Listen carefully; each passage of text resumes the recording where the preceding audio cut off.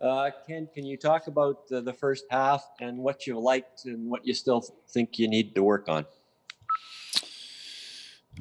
Well, I mean, obviously, Jim, we were slow out of the gate. We were 3-6 out of our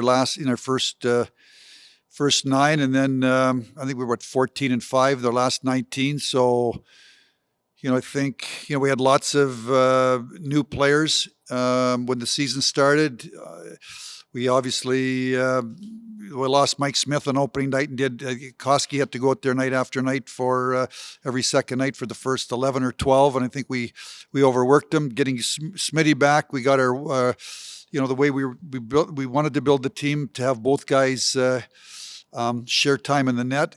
So certainly, what I like that we've found ways to win. I liked that we had a tough 3-game series against Toronto, and I liked that we really dug in and found a way to grind out a win against Calgary on Saturday night. Get down early, games tied. They score early in the third period. We found a way to score too late. So I think that we're finding different ways to win. I think our goals against have come down recently. So I think that we feel like we're trending in the right direction. But you can been around the league a long time.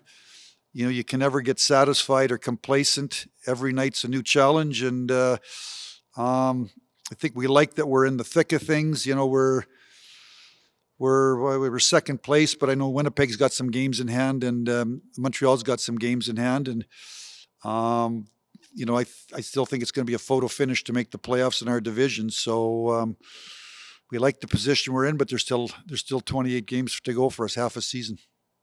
And has Jesse Puljujarvi been the biggest, I guess, positive for you? I wouldn't say surprise, but the biggest positive for you this year. Yeah, I mean, obviously, I wasn't here when he was here the first go round. So, since day one, he's the things that I look for. He come into camp in a great attitude. Obviously, a year ago, didn't really want to be an Oiler, and so he came to camp. I was happy that when I got the news there, when it was about August or September, from his agent, that Jesse was having a change of heart, and got him signed to a contract. He came into camp and with a great attitude, and by his play, by the fifth game, I think we were in Winnipeg. Dave Tippett moved him up to a line with Connor, and I thought he was that game in Winnipeg. He was outstanding, and every game he seems to have gotten more confident. I say he plays a North American game. He's a North South game. He's forechecked. He's wins puck battles. He gets the pucks in the hands of his line mates. He goes to the blue paint, the areas to score goals. He's been like you said, a real pleasant surprise for us, and being 23 years of age and just starting to gain his confidence, certainly looks like he has a chance to be a real important part of our team going forward. Tim Campbell, NHL.com. I Ken, where has the pandemic affected you most in the way you're doing your job as general manager? Well, I think, I think this season, obviously, with the pandemic in Canada and the quarantine, I guess, our farm team is in is in California. So when Slater Kukuk was injured with his basically out for most of the regular season, you call up Theodore Lundstrom. It's really 2 weeks in quarantine, and then it's another 5, 6, 7 days, another week at least to get him. It's 3 weeks before you get a player. Obviously, we picked up Alex Stalock off of waivers. Same situation. It's going to be probably 3 weeks before he's going to be eligible to play. So I think what the pandemic has done for the Canadian teams, obviously some teams Calgary kept their farm team in Calgary this year instead of going to Stockton. We talked internally. We liked the idea that Bakersfield is right in the midst of 7 teams down there, and we wanted to play lots of games, so I think they're going to play 40 games. I think probably basically having our farm team being in Canada with the quarantine period, access to players has made things interesting. Jason Greger, TSN 1260. Dave, we're basically a month away from the NHL trade deadline. Ken, Jason, when you kind of look at it this year and your team, and obviously I know quarantine plays a factor in it, but in an ideal world, would you want, a little bit more size on your second or third line?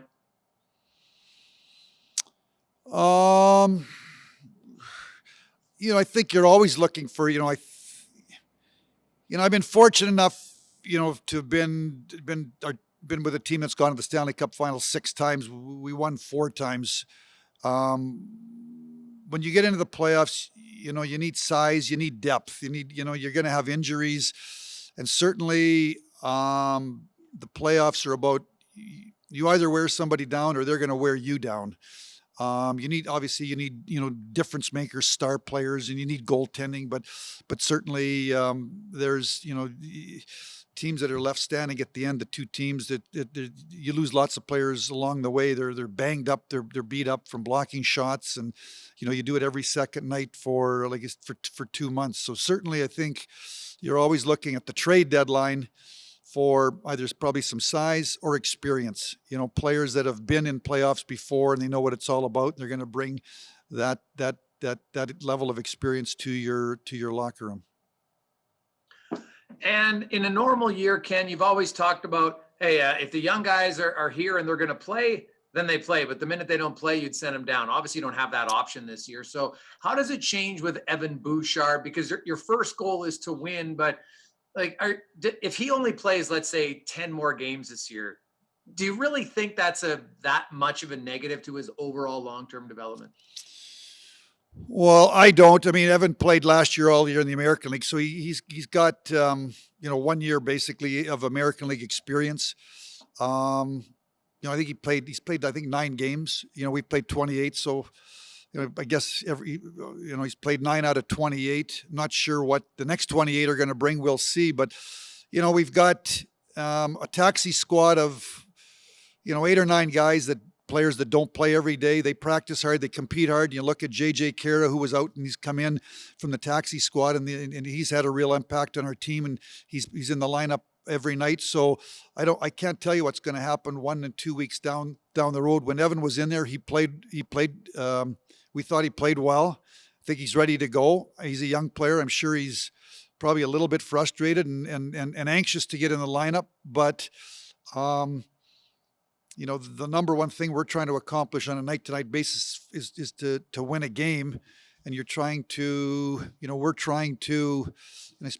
Dave Tippett and myself, balance winning and developing. And I think that, Bush is going to be here all year. I don't see any need or desire to send him back to Bakersfield. He's been there and he's done that, and he did a good job. So, he talks to Jim Playfair on a regular basis.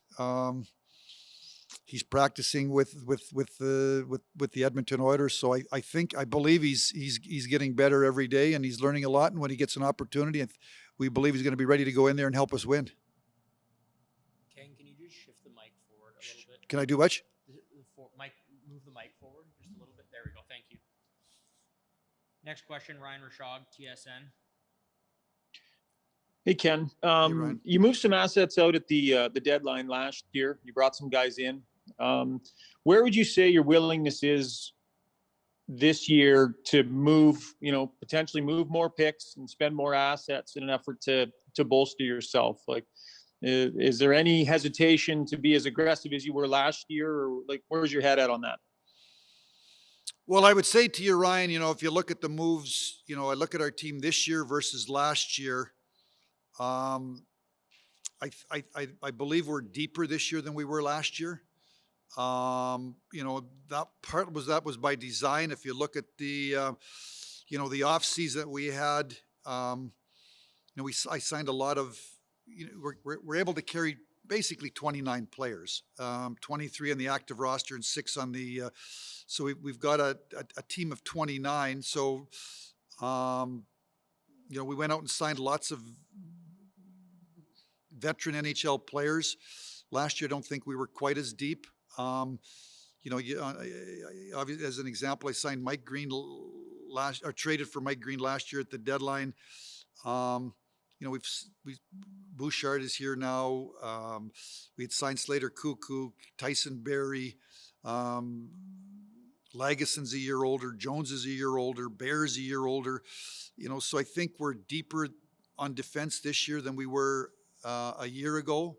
I think we've got 16, 17 NHL forwards that are on our 29-man list. So I'm not looking for depth. Last year, I made a couple of moves for depth and maybe tried to swing at the fence a little bit on Athanasiou. So I don't think we need depth. I think feel good about our depth. If there's a player out there that we think can go into our lineup and have an impact more than depth, probably that would be something that I would look at. In the off season, there was some optimism around getting a contract done with Ryan Nugent-Hopkins. Obviously, things are put on hold. Is there anything new to update on that front? Has there been any progress made with him? Well, the only progress for me would be if you're having a press conference. So I guess the answer to the progress part would be no. You're either talking or you're announcing a deal. So don't have a deal to announce. I have been in contact with his agent Rick Follett, and I just think, Ryan, when you look around the league with the pandemic. The flat cap, obviously, it appears it's going to be flat for the next, I think Gary Bettman, if I'm not mistaken, said recently in the last couple of days, it's going to be flat here for the next 3-4 years. It's trying to find a solution that works for the player and also makes good sense for the team. It's a different, sort of a new marketplace. So I think that's all added up to the slowness of the market. And in Ryan's case, again, I would like to have him as part of our team going forward, but a deal has to make sense for both sides. And again, there's an unknown here because we've never been here with a flat cap for looking forward for the next few years and how it's going to affect the decisions that everybody makes in this league. Jim Matheson, Post Media. Has there been any move from Oscar Klefbom's status in terms of having his shoulder surgery? Because that was, we're going back months now, and 2 months ago we talked to him, and there was a possibility he might have shoulder surgery. Is there any update? Yes, there is, Jim. He's going to have surgery. It's in March. It's like March. We've got a few people getting surgery. So Alan Quine's got to get surgery. Clef's getting surgery. There's a book date, a date booked, a surgery date booked. It's like March 20th, 25th, somewhere in that time frame in Cleveland. Okay, and you have, without Oscar, you're trying lots of guys on left defense, whether that's Lagesson or Jones. Is there any sense there that without Oscar in the minutes he plays, you would like to get a more veteran left defenseman if you're in the playoffs? Not really. I think I would give you the same answer. Chris Russell's a veteran defenseman. I think he's played great for us all year. Russ is 33. I thought in the bubble last year in the playoffs against Chicago, Chris played great. He's a veteran guy, blocks shots. I think he plays a style of game that come playoff time, he goes to the hard areas, he battles, he competes, he blocks shots. So, obviously William Lagesson now is getting an opportunity. I think he's done a nice job here for us. And then he a while back, then he got hurt and he came back and did a good job. So certainly we want to watch to see how Laggy plays. Caleb Jones is a young player that played real well last year when he got an opportunity, and he's been in the lineup and out of the lineup. So again, I think we've got good depth. I think if you're talking about trying to go out and get a legit top four, whether it's a lefty, any lefty or a righty defenseman, number one, there's not a lot of them that are going to be available, and those that are going to be available, the price is going to be high if they are available. So I think we've got good depth on defense. We've got lots of lefties, lots of righties. We just talked about Bouchard, who's a right shot defenseman, the 10th pick in the draft a few years ago, and a player with lots of potential. We're having a hard time getting him in the lineup. And on left, you got William Lagesson. We've got you've got Chris Russell. You've got Caleb Jones. We'll possibly get back Slater Kukuk sometime around the end of the regular season, maybe right in the start of the playoffs. So we believe we've got good depth. Jack Michaels, 630 Chad. Ken, how are you? Good. I was curious, day-to-day wise, is your existence as it relates to your job much different with the pandemic? For example, do you see Dave a lot more? Do you talk to him a lot more in person? Are you around the team a lot more than you ordinarily would be? Yes, my job, my day-to-day, I guess for you to say, duties are way different. When in a normal year, I would be traveling more. I would go, I'd go to the World Junior and scout the World Junior. I go down to Bakersfield and, once every 6 weeks and try to catch them play on a weekend and watch the players down there. I would go, I'd go to Europe 2 or 3 times to, look at players that we owned or look at, unrestricted free agents. And I would probably go out the second, February, March, and April and look at players for the amateur draft, with our scouts, just to kind of have a look at some of the players that we might be looking at, for our first pick. So now I'm with the team every day. So it's certainly different. But obviously I'm gonna have probably a much better feel for our team as we head into whether it's the trade deadline or the off season. And then the follow-up would be, in terms of things from this season carrying forward into whatever the new normal turns out to be. For instance, the players have, talked about how they like this schedule, less travel, couple games in a row against the same opponent. They feel, better rested, maybe makes for better competition. Are there things from this season that you would glean as potentially coming up at the next round of GM meetings that we may see again? Well, I think the schedule, as an example, would be depending on how they. Well, I guess you have your divisions. If we get back and we're going to be able to go across the border for 21-22, and we're going to play the Eastern Conference, and we play them home and away, once at the East and once at home, you're not going to be able to have those. That you can only have those series against teams in the Western Conference.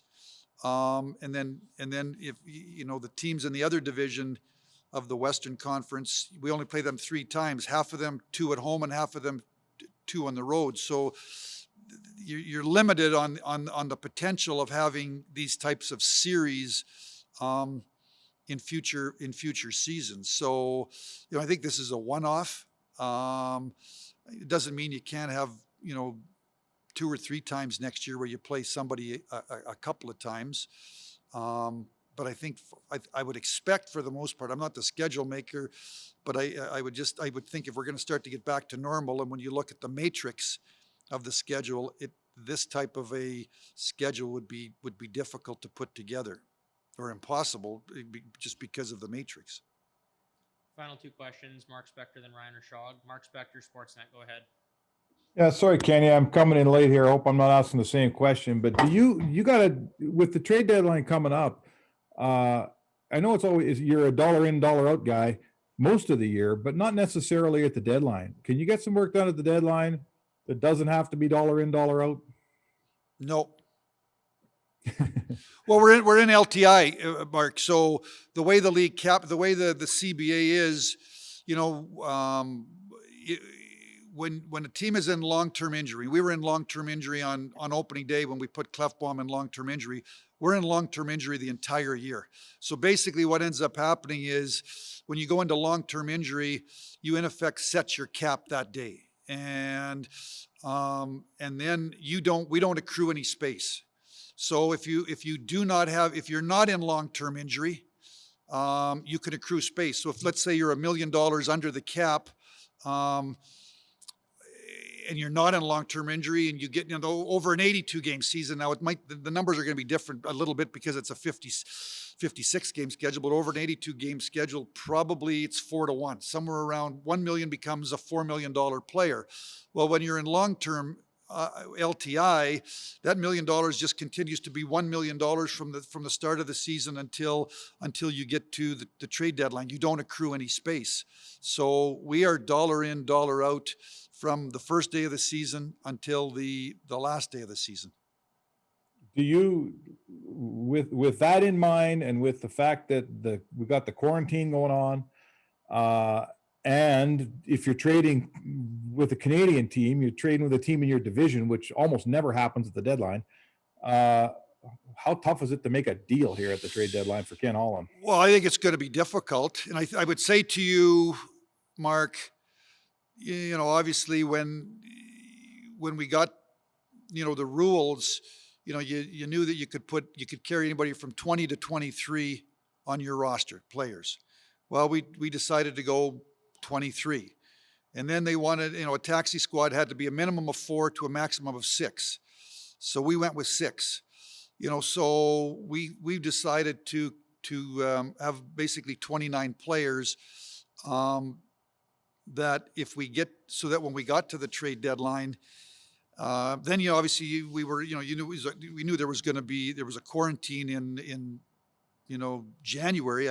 Nobody knew what the situation was going to be in March and April and May, but you had to project that there was a possibility that the quarantine would still be in place. That's why we carried 29 people. That's why we I guess was the reason why we picked up Alex Stalock. When we called up Theodore Lindstrom, we're trying to stay at 29 so that we don't need depth, that we've got the depth built in. And it's like I said to Jim Matheson, he asked me a question about the deadline. If I do something at the deadline, it won't be for depth. We've got depth. It would be to try to, bring in a player that's going to have a bigger impact on the team. Now when you go that route, now you go back, it brings you back around to the LTI, the dollar in, dollar out. So is it going to be difficult to do a deal? Much, much more difficult than in the past. Obviously, Wisconsin's been on TSN a few times. So I've seen Dylan play, games. You can, obviously they're taped and you can watch them. But I've watched probably, if he's played 20. I watched every game for Canada at the World Junior. I've seen him play 15 to 20 times. He's obviously had a great year. He's in the top 5 in the nation in producing offense as a 19-year-old, when there's lots of players that are 18 to 23. So, he's 6'1", he's 210 pounds, so size and strength are not going to be an issue. My attitude always has been, when I was in Detroit, Dylan Larkin was on the team at 19. I just want young players to play, and I want them to be in an environment where they can continue to grow and be confident, and they're not just out there to try to not make a mistake and get off the ice and get the next shift. So if his season's going to end here probably in the next I think the Final Four is in early April, so they're probably 3 weeks away. Over the next 2-3 weeks, I'll talk to his agent and talk to Dylan and make a decision whether he's going to stay in school for another year or whether he's going to come out, turn pro. And if he turns pro, we'll get him out right after the season, and then have to make a decision whether he goes to Bakersfield or immediately comes here. Then I would have a conversation with Dave Tippett, see what Tip thinks about our team and our where we're at. But I don't want to just bring him in here and just have him. If we sign him, I don't want him just to come here and be on the taxi squad. If we sign him, then I want young players to play. I want them to play. I want them to be on the ice late in the game, protecting a 1-goal lead or trying to score a goal when you're down by a goal. I want them to be in important moments. That's how I think players develop. I don't think players develop by practicing, and I talked about Evan Bouchard. Evan Bouchard had did that last year at the American League. He's now gone past the American League. He's at the NHL. So I look at where players are in their stages of development, and then try to make decisions that are what I think in the best interests of the player, of the young player. Sounds like you're saying there's a chance, kind of a maybe. Yeah, I don't know. I never say yes to anything. I think that I got it. What I'm saying is, when his year, I want to leave him be. I haven't talked to his agent. I want Dylan to help to finish strong, to have his total focus on Wisconsin and helping the Wisconsin hockey. Tony Granato obviously was an assistant coach with the Detroit Red Wings when I was there. I want that young player's focus to be solely on helping Wisconsin win the Big Ten, get into the tournament, and be the NCAA college hockey champions. Then I'll have a conversation with his agent, and I'm sure I'm already thinking about it internally.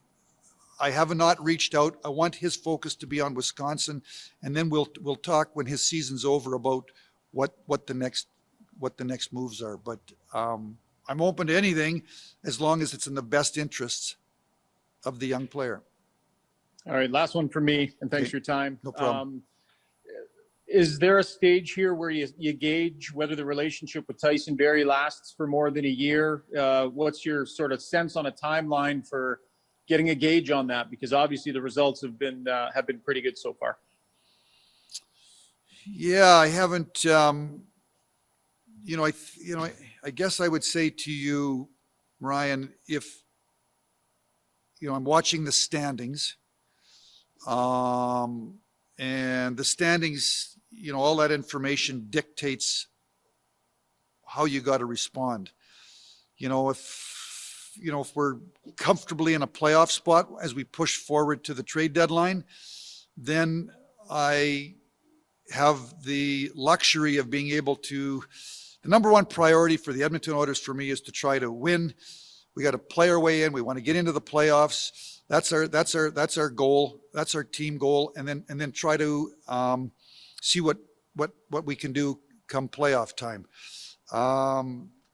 Then there's 21-22. If it looks like you're gonna all of a sudden you go on a losing streak and it looks like there's a chance you're not gonna make the playoffs, then they got to decide what to do with players who are unrestricted free agents, whether you engage in a negotiation to sign them or you trade them. If you got unrestricted free agents, you're going to miss the playoffs and you're not going to get them re-signed. You trade them. So to this point in time, we're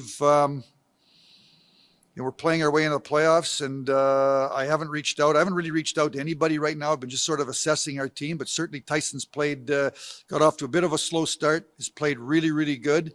Looks like he's been a real good fit to our team. And at some point in time, I'll obviously talk to his agent about what Tyson's thinking.